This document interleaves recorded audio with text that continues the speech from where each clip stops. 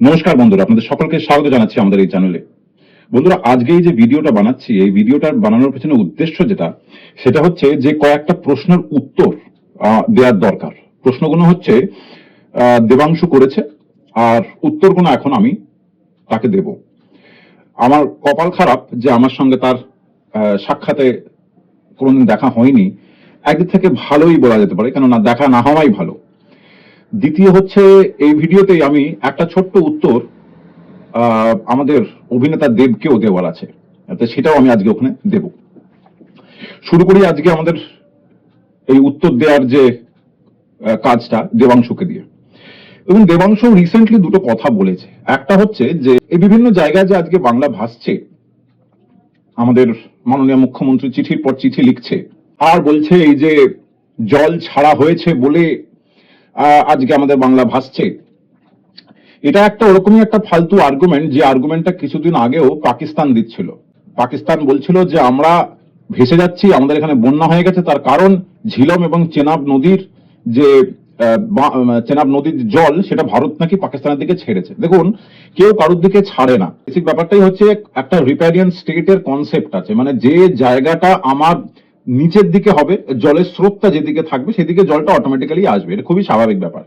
আজকে জল ছাড়াটাও দরকার, এবং জলটা না ছাড়লে কি কি ক্ষতি হতে পারে।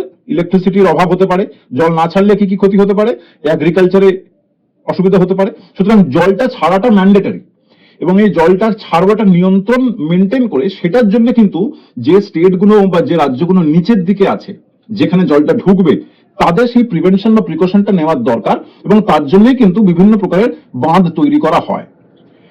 আজকে বাংলাতে যে বন্যাটা হচ্ছে বিভিন্ন ডিস্ট্রিক্টে, আর আমাদের মাননীয় মুখ্যমন্ত্রী লিখে পাঠাচ্ছে চিঠির পর চিঠি যে জল ছেড়েছে বলে হয়েছে, তার ব্যাপারটা সত্যি নয়। এবং উনি ওই জায়গাগুলোতেই গিয়েছেন যে যে জায়গাগুলোতে বিজেপির এমপিরা নিযুক্ত হয়েছিল, বিজেপির এমপিরা লোকেরা ওদেরকে ইলেক্ট করেছিল আর কি, ইচ্ছে করে। এমন কোন ব্যাপার নয় কিন্তু যে তৃণমূল শাসিত যে যে জায়গাগুলো আছে সেখানে বন্যা আসেনি। বন্যা যা ধর্ম পার্টি পলিটিক্স দেখে আসে না। কিন্তু মাননীয় মুখ্যমন্ত্রী একটা কথা ঠিক বলেছে যে এটা একটা ম্যানমেড ফ্লাড। তার কারণ আজকে যদি আমাদের বাংলাতে ভালো রকমের বাঁধের তৈরি করা থাকতো, তাহলে আজকে এই বন্যাটা হতো না। আজকে ঘাটাল মাস্টার প্ল্যান নিয়ে অনেক রকমের কথা চলছে, কিন্তু এই যে বন্যাটা হয়ে গেল, এটা ওই মাস্টার প্ল্যানটা এক্সিকিউট এত বছরে না হওয়ার জন্যই হয়েছে। এবার আমি চলে আসি যে যেসব জায়গাতে বন্যা হয়েছে, তার মধ্যে একটা জায়গা তমলুক। তমলুকে আমাদের দেবাংশু হাজির হয়েছিল, এবং ওখানে গিয়ে একটা কথাও বলেছে যে আপনাদের নির্বাচিত যিনি এমপি এখানকার তমলুকের, জাস্টিস অভিজিৎ গাঙ্গুলি, তিনি কি এসেছিলেন? তিনি তো আসেননি। দেখুন, আমি হেরে গিয়েও কিন্তু এসছি মানুষের জন্য। যে লোকটা কাজ করে সে লোকটা এই ধরনের ছাবলামোর কথাবার্তা বলে না। এই যে এত বড় কাণ্ড ঘটে গেল আরজি করে, মাননীয় মুখ্যমন্ত্রী এসেছিল, অভিষেক বন্দ্যোপাধ্যায় এসেছিল, একটাও মহিলা এমপি কথা বলেছে?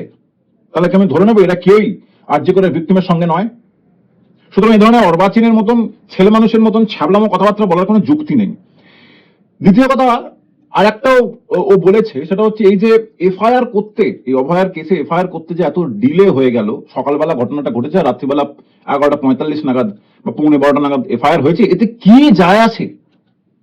এই অর্বাচীনটা এটাও বোঝে না যে যদি কোনো ঘটনা ঘটার পরে এফআইআর করতে যদি 14 ঘন্টা ডিলে হয়, তাহলে ওই 14 ঘন্টার মধ্যে নানান জিনিস চেঞ্জ করা যায়, একটা কেস সাজানো যায়, একটা ঘটনার মধ্যে নানা রকমের জিনিস অ্যাড করা যায়। এফআইআরটা না হলে ইনভেস্টিগেশন হবে না। সুতরাং ওই জায়গাটাকে, যেখানে ক্রাইম সিন, সেটাকে ম্যানিপুলেট করা যায়। এই বোধটা ওর ডেফিনেটলি আছে। আর যদি না থাকে তাহলে তো মানে চরম মূর্খ বলতে হয়। কিন্তু আমি ধরে নিচ্ছি তিনি মূর্খ নন, তার যথেষ্ট বোধ আছে। কিন্তু এই অর্বাচনের মতন কথাটা বলেছে যে কি যায় আসে যদি এত ঘন্টা ডিলে হয়ে যায়, এটাকে নিয়ে এত কথা হচ্ছে কেন? তার একটা মোক্ষম উত্তরও পেয়েছেন মুখের উপরে, একবার শুনে নিন। গন্ডগোল হয়, সেই গন্ডগোলের ওপর কিভাবে নির্ভর করছে প্রমাণ লোপাট করা, এটা আপনি এক লাইনে আমাকে বুঝিয়ে দিন তো দাদা। যদি ধরুন এফআইআর করার কথা, এফআইআর লজ হওয়ার কথা ধরুন 10টায় সকাল, সেই এফআইআরটা লজ হয়েছে রাত্রি 11:30টায়, এর উপরে কি নির্ভর করছে? এর উপর নির্ভর করছে কেসটাকে কিভাবে সাজানো হবে, পুলিশ কিভাবে কেসটা দেবে, কেসে কারা জড়িত আছে তাদের কোন কোন জায়গায় ছাড় দেওয়া হবে। আপনারা শুনলেন। সুতরাং ব্যাপারটা হচ্ছে এরকম একটা অর্বাচীনের মতন কথাবার্তা বলে বলে তার অভ্যেস হয়ে গেছে, আইদার অভ্যেস হয়ে গেছে অথবা ওইটুকুনি ওর মাথার বুদ্ধি বা ঘিলু যা আছে ওটাই আছে। এবারে চলে আসি আমাদের দেবকে নিয়ে। এই যে বন্যা হচ্ছে, মাননীয় মুখ্যমন্ত্রী ঠিক ওই জায়গাগুলোতেই যাচ্ছে যেখানে বিজেপির এমপিরা এবার ইলেক্ট হয়েছিল, কিন্তু ঘাটালেও তো বন্যা হয়েছে এবং ঘাটালের যে মাস্টার প্ল্যান, সেই মাস্টার প্ল্যানটা না থাকার কারণের জন্য, ওয়াটার ম্যানেজমেন্টটা না হওয়ার কারণের জন্য আজকে এতগুলো ঘর কিন্তু ভাসছে। তা দেব একটা স্টেটমেন্ট দিয়েছে যে এই ঘাটাল মাস্টার প্ল্যান তো আজকে বললেই কালকে হয়ে যায় না, এটা করতে অন্ততপক্ষে 5 বছর সময় লাগবে।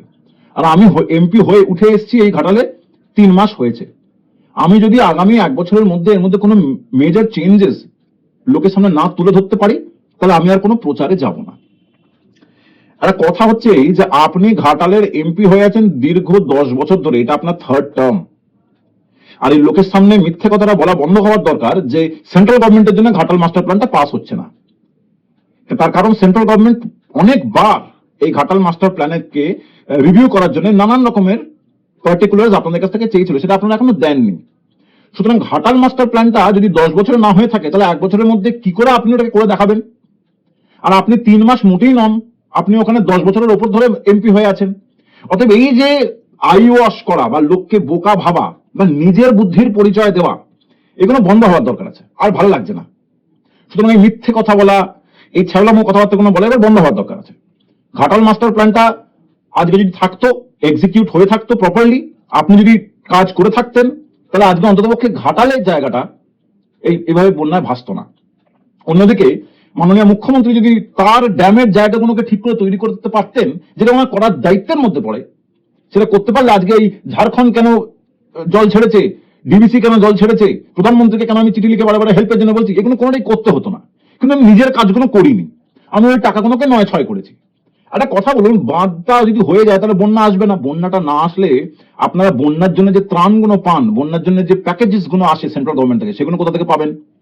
সুতরাং আপনারা, আমার তো মাঝে মধ্যে মনে হয় আপনাদের ইচ্ছেও নেই যে বন্যা কোনোদিন বাংলায় বন্ধ হোক। এই যে একটা বছরের শেষে একটা পিরিয়ডিক বন্যা আসে, এটা আপনাদের ফায়দা হয়, কারণ ওই টাকাটা যখন আপনারা পান, কাজ তো হয় না, ওই টাকাটা থেকে কিছু টাকা কিছু বেনিফিশিয়ারি ফ্যামিলিজকে দিয়ে একটা বেনিফিশিয়ারি গ্রুপ তৈরি করে নিয়ে বাকিটা নিজেদের পকেটে, আর তারপর মানুষ মরুক।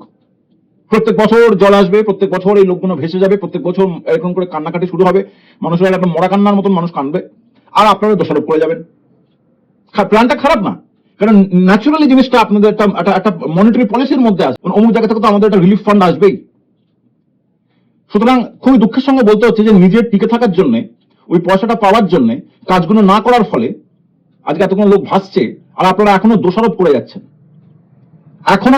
যাচ্ছেন, কে কখন আসেনি। ঘাটাল মাস্টার প্ল্যান আমরা আগামী 1 বছরের মধ্যে তার কিছু না কিছু চেঞ্জেস এমন করবো যেগুলো লোকে দেখতে পাবে। বিগত 10 বছর ধরে আমি এখানে আঙুল চুষছিলাম। সুতরাং খুব দুঃখের সঙ্গে বলতে হচ্ছে যে এই নাটকবাজি যে কাজটা চালিয়ে যাচ্ছে এত বছর ধরে, তার জন্য আজকে যে বাংলা ভাসছে, ওই দোষারোপ করে কোনো লাভ নেই, নিজেদের দিকে তাকানোর দরকার আছে। বন্ধুরা, আপনাদের কি মতামত অবশ্যই ভাবে কমেন্ট সেকশনে জানাবেন। যে কথাগুলো আমি বললাম তাদের যদি যুক্তি খুঁজে পান, তাহলে অবশ্যই ভাবে কমেন্ট সেকশনে জানাবেন। দেখা হচ্ছে একটা নতুন ভিডিওতে একটা অন্য ইস্যু নিয়ে। নমস্কার।